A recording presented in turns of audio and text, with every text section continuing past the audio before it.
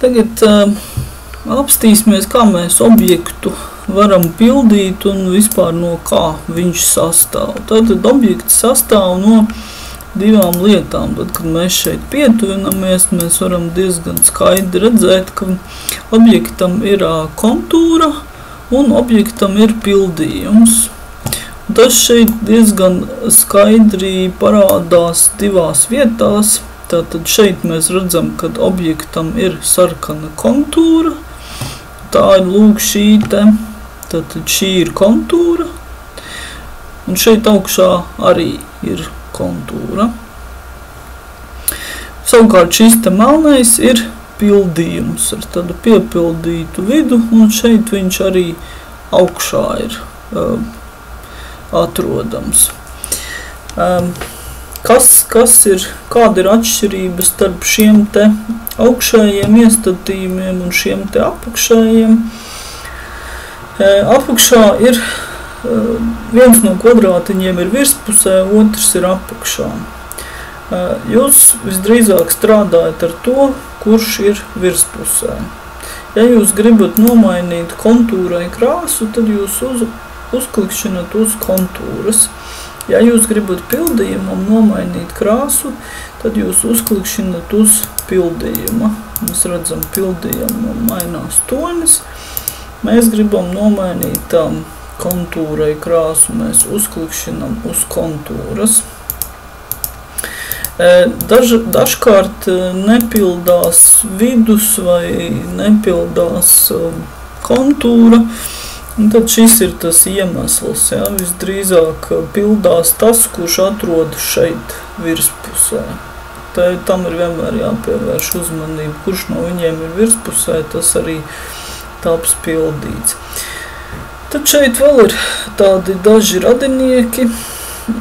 Viens no viņiem ir kvadrātiņš ar tādu sarkanu strīpu pāri. Tas nozīmē bezkrāsainība. Tātad tas kvadrātiņš, kurš šobrīd tas bija mūsu gadījumā kontūra, viņa bija virspusē un uz viņu arī tika attiecināta šī komanda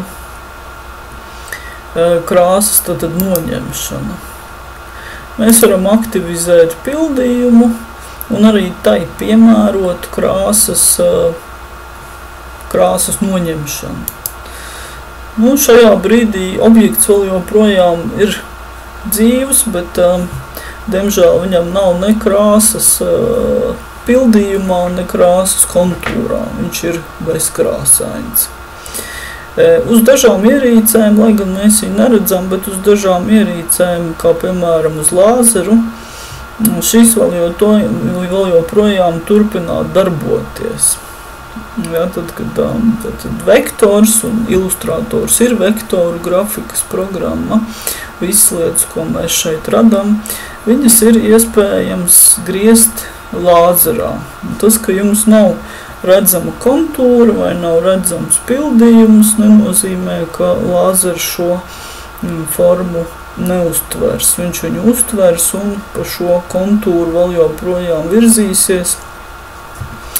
Vienīgi mēs ar aci nebūsim varējuši viņu piefiksēt. Šobrīd varam likt atpakaļ jau esošo krāsu. Tad ar ko šī apakšējā palete vai panelis atšķirās no šī augšējā? No augšējiem ir vairāk opciju. Šeit mēs redzam, jau ir gatavs krāsas sagatavs, bet tas vēl nav viss. Šeit ir tāds pavisam maziņš, viltīgs trīsstūrītis, kuru pieklikšķinot mēs varam atrast diezgan milzīgus visādus objektu pildījumus. Pildījumu bibliotēkas, tā viņš šeit sauc.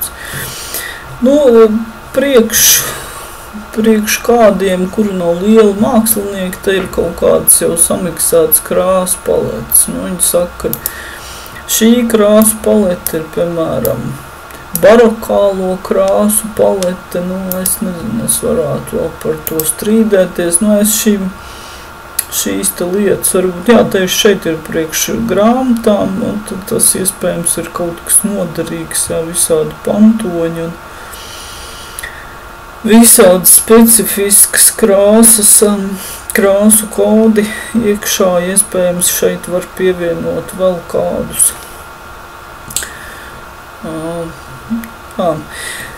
Tātad zemes toņi, tad tur ēdienu toņi, augļu krāsas kaut kādas un tā tālāk. Tas, ko mēs varētu paskatīties šoreiz, ir visādi ornamentiņi.